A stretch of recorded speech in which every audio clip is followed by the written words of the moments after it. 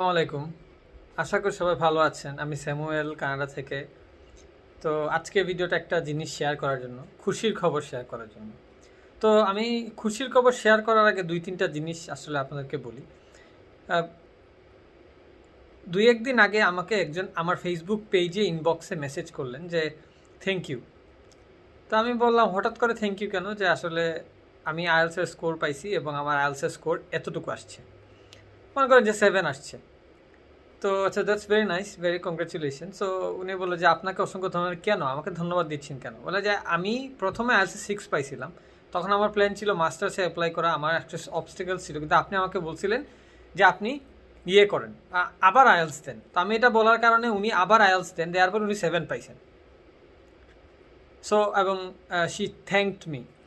So দেখেন এই জিনিসটা আসলে কি, আমি আসলে এই জিনিসটা সবসময় চেষ্টা করি যে আপনাদের সাথে যখন আমার কথা হয়, আপনাদের কোথাও কোথাও লেকিংস থাকলে আমি বলি ওই জায়গায় একটু কাজ করেন। এটা আমার উদ্দেশ্য ছিল। কারণ আমি কখনোই বলি না যে আপনারা আইএলটিএস ছাড়া ইএসএল এ চলে আসেন অথবা অন্য কোনো অল্টারনেটিভ খুঁজেন, কারণ এগুলো খারাপ কিছু কিছু দিক থাকতে পারে। সো এইভাবে আসলে আমি মেসেজের মাধ্যমে অনেক দিন থেকে, এটা জাস্ট একটা এক্সাম্পল দিলাম, অনেক দিন থেকে অনেকের সাথে কথা বলতেছি।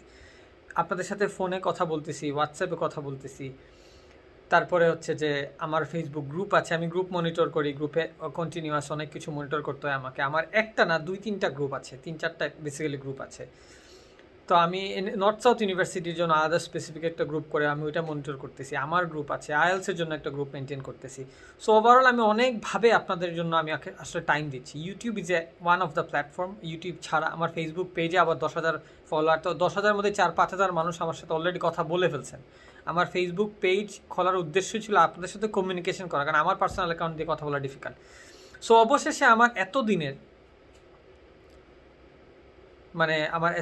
যে আমার একটা সাধনার মতো ছিল যে আমার আসলে উদ্দেশ্য হচ্ছে যে এই দুই থেকে ৩ বছর কানাডা ২১-২২-২৩ অথবা ২০-২১-২২-২৩, এই ২০ তো চলে গেলে করোনার কারণে, কিন্তু ২১-২২-২৩ অনেক স্টুডেন্ট কানাডা আসার সুযোগ আছে এবং এই সুযোগটা অনেকগুলো কান্ট্রি নিবে। ইন্ডিয়া তো নিচ্ছে, চায়না নিচ্ছে, তারপরে অন্যান্য কান্ট্রি নিচ্ছে, ফিলিপাইন থেকে অনেক মানুষ, অন্যান্য পৃথিবীর সব কান্ট্রি থেকে আসছে। আমি ভাবলাম যে এই সুযোগটা আসলে আমাদের দেশের মানুষকে জানানো উচিত, কারণ হচ্ছে যে আমরা কিন্তু আবার যখন বাইরের জন্য অ্যাপ্লাই করি আমরা অন্যান্য কান্ট্রিতেও ডাইভার্ট হয়ে যাই, কনফিউজ হয়ে যাই। আমরা বিভিন্ন এজেন্সির কাছে, এজেন্সি আমাদেরকে অনেক কান্ট্রি আমাদেরকে সাজেস্ট করে, আমাদের কিছু অবস্টেকলস থাকে, ওরা ওদের মতো করে কিছু কান্ট্রি সাজেস্ট করে, কিন্তু আসলে আপনার এই অবস্টেকলসগুলো আপনি কাজ করতে পারবেন। যেমন আপনার আইএলটিএস 6 আসছে, এখন বললে আপনি এক কাজ করেন, এই কান্ট্রি কানাডা নাকি ওই কান্ট্রিতে চলে যান, আপনি বলেন ঠিক আছে চলে যাই, কিন্তু আপনি জানেন আরেকবার দিলে হয়তো, বা অথবা আপনার কিছু ফাইন্যান্সিয়ালি কিছু জায়গায় লেকিংস আছে, কিন্তু এইসব লেকিংস আপনি কানাডা এসে কাজ করতে পারবেন। সো এই জিনিসগুলো বোঝানোর জন্য, তুলে ধরার জন্য বেসিক্যালি আমি অনেক দিন থেকে কাজ করতেছি। ফাইনালি একটার পর একটা আমার গুড নিউজ আসতেছে। আমি আসলে জানি না হাউ টু সে ইট। হেলিফ্যাক্সে আমার কন্টিনিউয়াস মানুষ আমি আমি দেখতে পাচ্ছি, আমার সামনে অনেক কয়েকজন হেলিফ্যাক্সে চলে আসতেছে। That's an amazing feelings. কারণ যে আমি হেলিফ্যাক্সকে বুঝাইতে বুঝাইতে এখন হেলিফ্যাক্সে অনেকে জেনুইনলি আসা শুরু করতেছে। It's an amazing feeling. ১-২ জন হইলে একটা ইয়ে ছিল, কিন্তু কয়েকজন যখন এই জিনিসটা হয়ে যাচ্ছে, দ্যাটস অ্যান অ্যামেজিং ফিলিং। আমার ইউনিভার্সিটিতে অনেকে চলে আসতেছেন। তারপরে যে আমি কয়েকটা প্রভিন্সে আমি একটা গ্রুপ ক্রিয়েট করতে হয়েছে, কারণ আমি একা পারবো না। আমি চাচ্ছি যে আপনারা আপনাদের মতো করে একটা কমিউনিটি, আপনাদেরকে আমি আমি নিজে ইয়ে করব, সব কিছু মনিটর করব, এইভাবে আপনাদেরকে হেল্প করার জন্য বেসিক্যালি আমি একটা গ্রুপ করেছি। সো ওভারঅল আপনাদের যে এই সুযোগটা কাজে লাগানোর, অনেকে অলরেডি কাজে লাগাই ফেলছেন। তো that's a congratulation to those people. এটা ভেরি খুবই খুশির খবর আমাদের জন্য যে আমাকে কয়েকজন বলছেন যে আমার চ্যানেল থেকে ওনাদের অনেক, that was the main intention আমার, যে আমার এটাই উদ্দেশ্য ছিল যে কানাডা দেখানো আমার উদ্দেশ্য মেইন না, মেইন উদ্দেশ্য হচ্ছে ইনফরমেশন দিয়ে আপনাদেরকে এনভায়রনমেন্টে রাখা, যে Canada is a great opportunity, আপনারা ইজিলি আসতে পারবেন। So finally it's happening right now, একটার পর একটা ভালো সংবাদ আসতেছে। সো আমি আপনাদেরকে এখনও সময় বলতেছি, এখনও সময় আছে। আমি আরও কিছু আপনাদেরকে মানে মানে কোন মানে আপনার মনে উদ্বুদ্ধ হওয়ার জন্য আরও আমি কিছু কন্টেন্ট ডাইমেনশনে যাতে আপনারা জিনিসগুলো থেকে ইন্সপায়ার হন যে এখনও সুযোগ আছে।